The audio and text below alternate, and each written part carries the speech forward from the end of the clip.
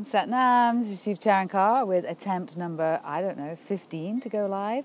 I think actually we are now cooking with gas, as they say. So it's a Kundalini Q&A. Well, it's actually not just Kundalini, but it's a Q&A. Some of the questions that I've received in the comments, and I thought it would be easiest for me to just come in and have a chat with you and share. So if you've got questions that you'd like to ask, do feel free to ask me them in the comments section of the videos.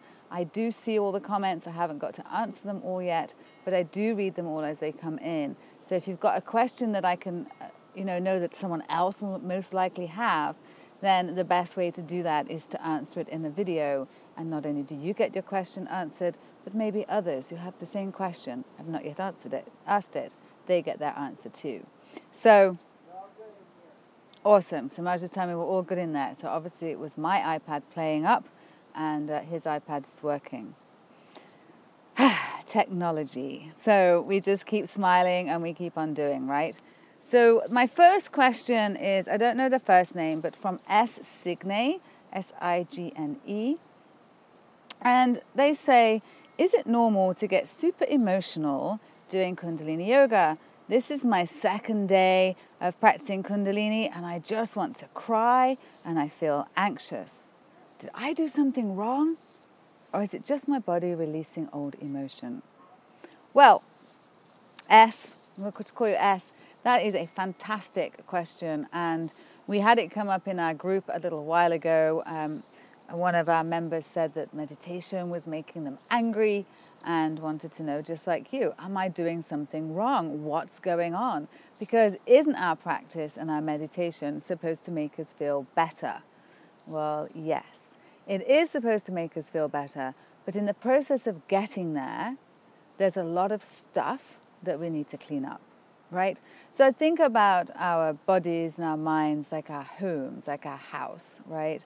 And so we've got this external structure, and then there's all the stuff that goes on inside. And so when we, when we're feeling overwhelmed, we generally look around and the house has got a lot of clutter. So we've got to start picking stuff up. And that's going to release dust, and it's also going to get, you're going to remember things as you pick them up. And this is all going to have a little bit of effect on you. The same when it comes to practice. Now, one of the beautiful things about Kundalini Yoga is that it's the yoga of awareness, right? And according to the yogic teachings, that you can actually achieve nirvana sooner with Kundalini than with any other practice. But the opposite side of this also means that because it is very quick to get to where it needs to go, it can often leave us like feeling like, whoa, what just happened? And yes, we can feel angry, we can feel upset, we can feel anxious, because at the end of the day, those are the feelings that we have living inside of us. We may have years of crap and habits that we've put on top of them so that we don't have to feel them, right? But when you start practicing Kundalini Yoga, it's going to start making access to those dark corners. It's going to start seeking out, like a little magnet. It's going to start seeking out those dark corners to shine some light on them. And when we first shine the light on them, it will jar our emotions, right? But then as we work through the process, as the emotions, as we get more used to it, as we get more accustomed to seeing what's in there, then these feelings may dissipate. I was 34 before I learned how to cry. And I really do mean learned how to cry, because I thought that it was a sign of weakness. And I was definitely not in this world to be weak. I was strong. It turns out strength is a very interesting phenomena, right? That actually we can find strength where we think it might be weak. So I actually found strength in my tears. So I spent 34 years thinking that tears made me weak, only to find out that in shedding my tears, I became stronger. You see, these tears can often be unspoken emotions and feelings, and that we just literally do not have words for. And we could sit in therapy forever and never be able to vocalize them. But a practice of Kundalini might access them. You might cry them out. You don't even know what it is that you've cried out, but it's now out. It's now been transmuted and transformed from that icky feeling inside to the salty tears on your cheeks, and to that feeling afterwards, after a good cry, of feeling just that little bit lighter than you were before. So S, no, you're definitely not doing anything wrong at all. You're absolutely doing everything right. You're coming to your mat, and in doing so, you're becoming more aware of what's inside of you. The next phase of it is not to be afraid of what lives inside of us. There's nothing inside of us that wants to destroy us, right? It's all there with love, it's all there with purpose, and when it no longer serves, we can let it go. Thank you, you no longer serve me, thank you. We give it blessings and send it on its way. And we can take in new life force any moment. Every day, every moment, we're taking a new life force. We can give away all of our life force, and then we can take even more back in. It's a little like cleansing, even cleansing the body, when the toxins that we put into our body, they're stored in fat. And then when we start to release the fat, we start to release the toxins. When we start to release the toxins, we start to feel like shit, because we literally have shit rolling around. Our blood needs to get out, right? The same with our emotions. Once we start allowing ourselves to go in, and with Kundalini Yoga, remember, you're closing your eyes. And so that right there, compared to a lot of the other yoga practices you may do, that is going to bring you closer to who you are, rather than looking out and comparing yourself with the rest of the world and seeing how you fit in out there. You start to realize it's in here, all right? And the masks start to fall away, and the debris and the crap that we've built up starts to be cleaned off. And in doing so, well, we've got lots of bees out today. And in doing so, we get to find out who we are. So, yes, it is your body, I would say, releasing old emotions. Take it, in your own time. I would definitely tune in before practice and do long time sun. I think those two acts tell your body. It's the act of telling your body that now I'm doing my yoga now. This is my inner work. We're so used to working out, but it's time for us to work in. And that when we tune in, we're actually telling our body, this is the time, we're tuning in now. We're closing our eyes. We're forgetting about what everyone else in the world can do. And we're really saturating ourselves in our own experience of who and what it is to be who we are, individuals, part of the greater collective, in our trillions of cells. And who we are when we start to bring body and mind into the same time and space, because so often we're not in the same time and space, right? We're living somewhere outside of that. So, I hope that answers your question, and anyone else's too, about getting super emotional. Kundalini Yoga is likely to give you access to your emotions at a greater speed than you might otherwise expect.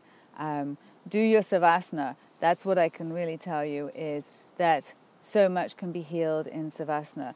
Think about your physiological system, the chemicals in your body, your relationship between your pituitary, pineal, and hypothalamus.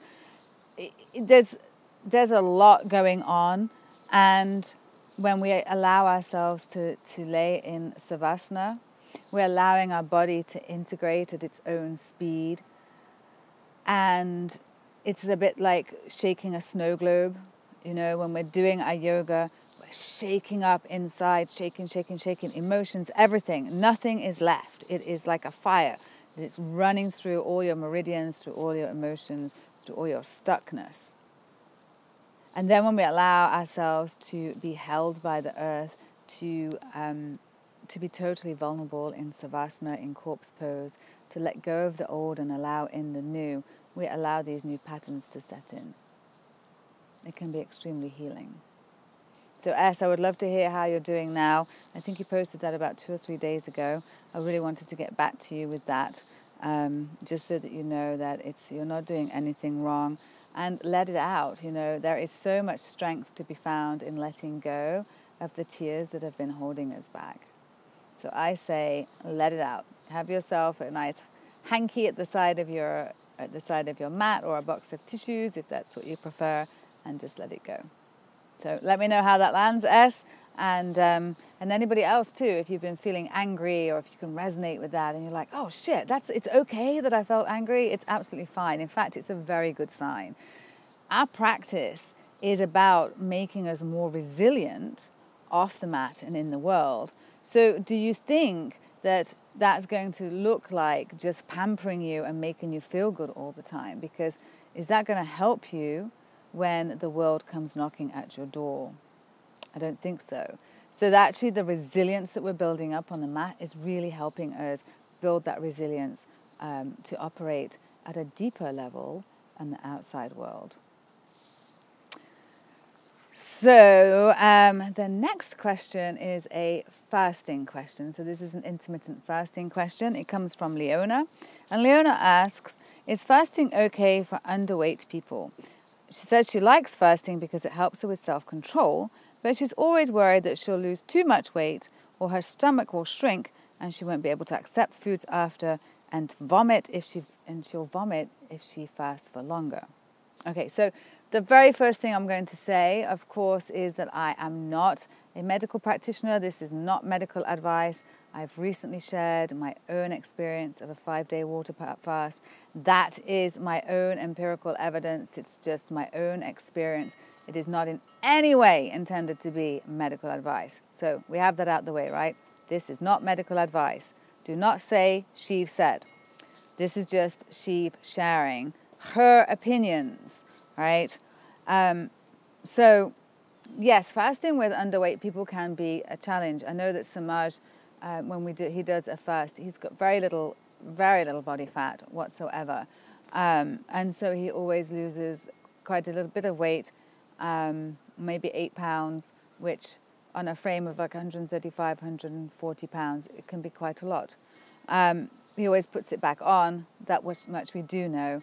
And so this weight that we're losing, depending why we're fasting, but for me, I was fasting because I want to give my body the best chance that it has, and I also want to try and take charge of inflammation, and I want to make sure my glucose response is not getting resistant because I'm a little sugar addict, right? And so to have very specific reasons why I want to do a fast. And that's why Samaj doesn't join me a lot of the times, because he doesn't have those same specific reasons. He doesn't have a food addiction. His numbers are pretty good. My numbers are good. I just want to keep them that way. And so, yeah, I mean, I think all reasons for fasting have to be personal. If you're underweight, then you may want to be looking at that first as to, why are you not carrying weight? And fasting may not be the place for you to start. But let me address the other things. That fasting helps you with self-control. I quite agree. Fasting really helps me with self-control as well. Today is actually a fast day, and I want to eat the cottage, but I'm not, because it's a fasting day. And it also means that on other times when I want to do something that I can't do, I've flexed my muscles on my fasting days, and I've just become stronger and more resilient. A bit like earlier when we were talking about crying. There's all these different little aspects that make us more resilient. For me, learning how to, what I call, flirt with hunger has really helped me in a lot of other areas of my life. And hunger can be something that controls a lot of us. And so, I'm thinking on Sunday we're driving down to Southern California. It's like an 8-hour drive. My old self would have been either packing up car snacks or stopping somewhere for something to eat. But now, I just wake up and we leave at 4 o'clock in the morning, and we're actually sitting having breakfast before noon on Saturday. And so I just fast until then. Right, it's just the same. It's just like a normal day of starting my day eating at noon, which is what I generally do. If I'm not fasting for the whole day, then I generally have an eating window of 8 hours, 12 to 8, 11 to 7, something like that. And then 16 hours for my body to do cleanup. So she says she helps with self-control, but worried she'll lose too much weight, which you will lose weight. A lot of the weight that you will lose will be water weight. It's water that is held by the kidney and the liver, and that once you start doing water fasting, once you start fasting, then the body starts to give signals and it will start to release that water. So that can be a lot of the weight that is lost. But as I say, generally the weight is going to come back on after the fast. But here's the thing, it's not going to be the same weight that came off. And so again, cleaning the house, we don't not spring clean the house because it's going to get dirty again. We spring clean it and then we keep cleaning, right? So the same with the body, the same goes with that. She's worried that her stomach will shrink and not be able to accept foods afterwards, and that she'll vomit if she does after longer fasts. Well, you know, again, I'm listening to that bird. I'm not a medical practitioner, so I can't really speak to what's happening with your stomach. It can reset your habits. It can reset what you're doing. I've done a lot of fasts over the last 10 years. I've never had my stomach shrink so much that I've not been able to take food afterwards. So that's never actually happened to me. And again, I can only speak to my own experience, not as a medical practitioner. And very important is your pre-cleanse and post-cleanse. So people oftentimes concentrate on the middle part, the actual cleanse, but the success of the cleanse is very much dependent on how you go in and how you come out. So my last 5-day water fast, which was my first 5-day water, was, it's very hard on days 4 and 5 because I had come in a sugar addict, and the turkey vulture is circling above, having a great time on the thermals. I'd come in, without my pre-fast because I just needed an intervention. So I knew that I got a bit of a rough road ahead. And then when you come back, refeeding, as is often described, there is a protocol for that too. I mean, you've got to ease your way in, do the thing, and ease your way out. So, so this is not just something that we jump on board and we just go and do because everybody's talking about it. We really need to check out what it feels good and do our research and get a protocol for before to ease in giving up, such things like dairy, caffeine. I don't do those. But lowering the carbohydrates and the sugars, because we're used to burning those. And so when the body no longer has the sugars and the carbohydrates to burn, it's got to now start burning the fats. And depending how your insulin response is and whether that's shutting off your fat stores, whatever's going on in your body is going to depend will have a direct effect on how your cleanse will be for you. So, Leona, I don't know if that's really answered your question. It's kind of circled around. I think, again, if you're underweight, then without a specific health problem that you're trying to address, perhaps fasting isn't the way for you, and there is a different way for you to find. I'd be really interested to see what you think about that. And the vomiting, again, that's about how you reintroduce the food and going slowly. I remember on our teacher training I got to see this firsthand, so it's stuck with me. That was 17 years ago.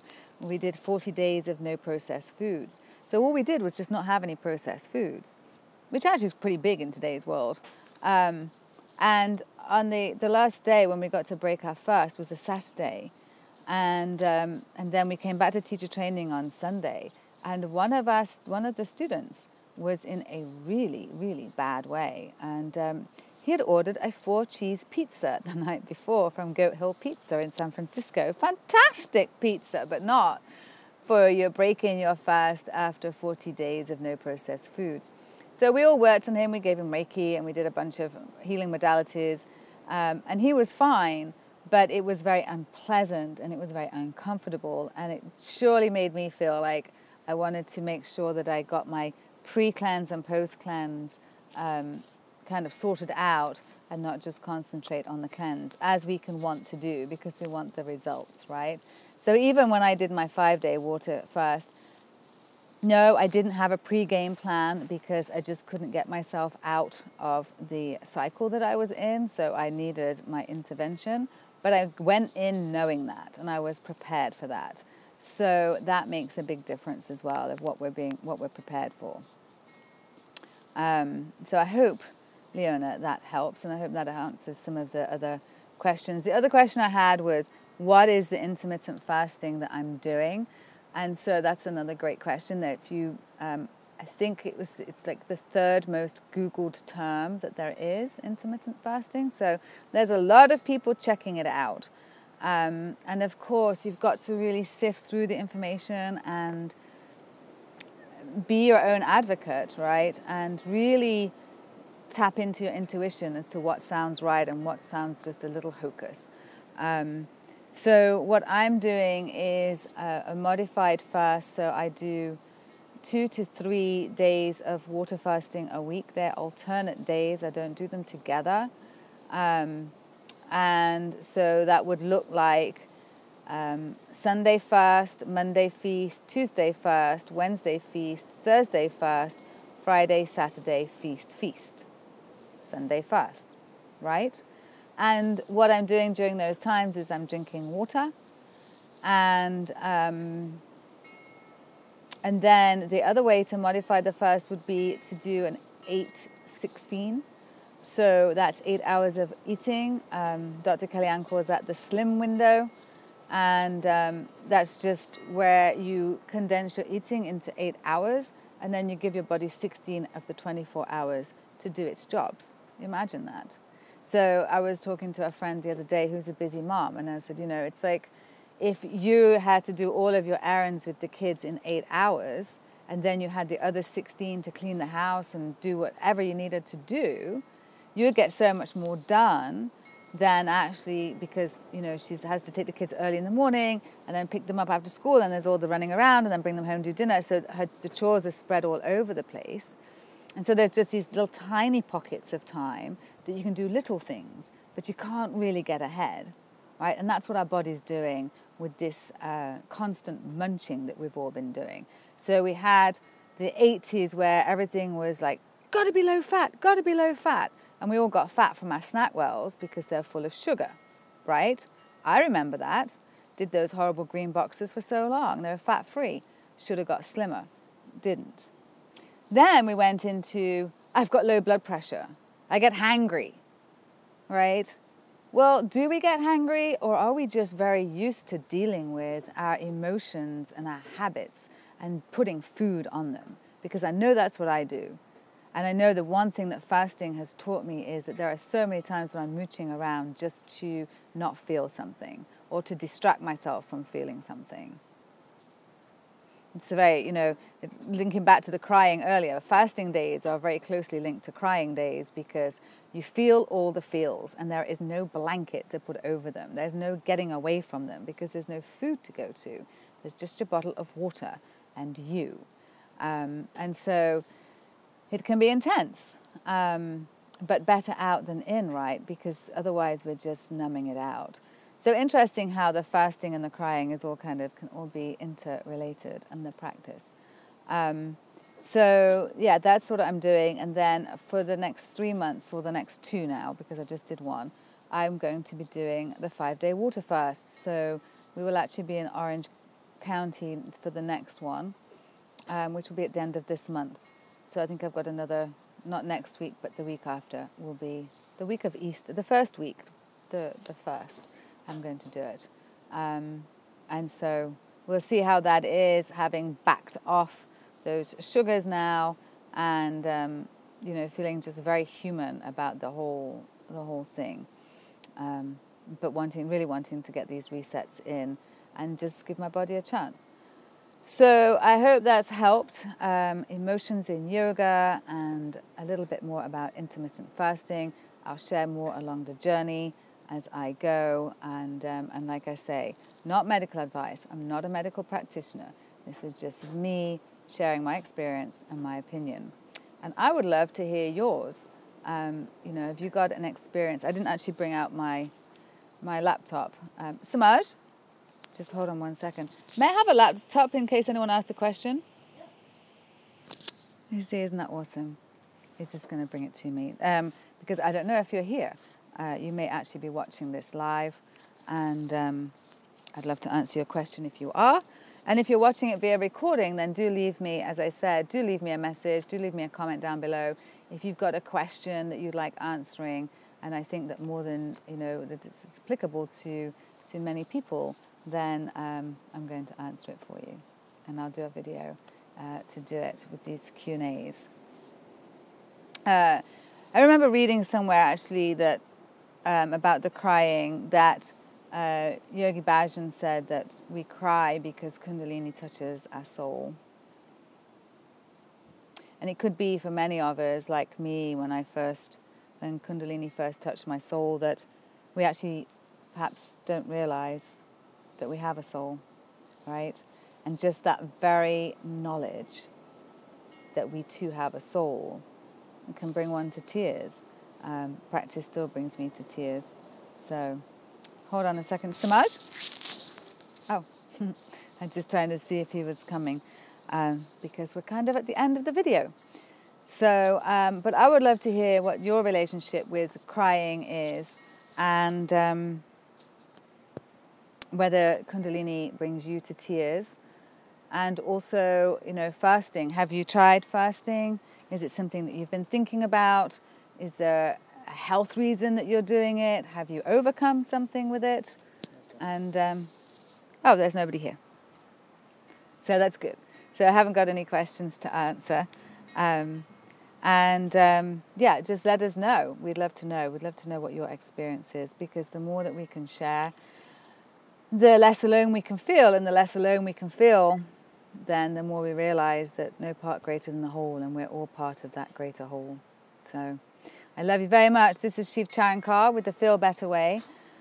Come on over to onewomanrevolution.tv to stay on top of what we're doing in all the different places, and come over to patreon.com/holler for lots of new posts over there. And also, if you want to come and check out the Angels Rewards tier, where you get 4 next level Kundalini yoga classes every month. That's 4 classes with a lot more yoga, a lot less chat, filmed every month in a beautiful location and sent directly to you. How about that for some Angels Rewards? Well, it's just amazing to feel the sun on my face here. It's been raining for the last 2 days. I'm so happy I got to come outside and share with you. Apologize if I've been squinting. That sun's pretty strong right above where you are. So I hope the sun's shining on you wherever you are. Much love to you. Sat now.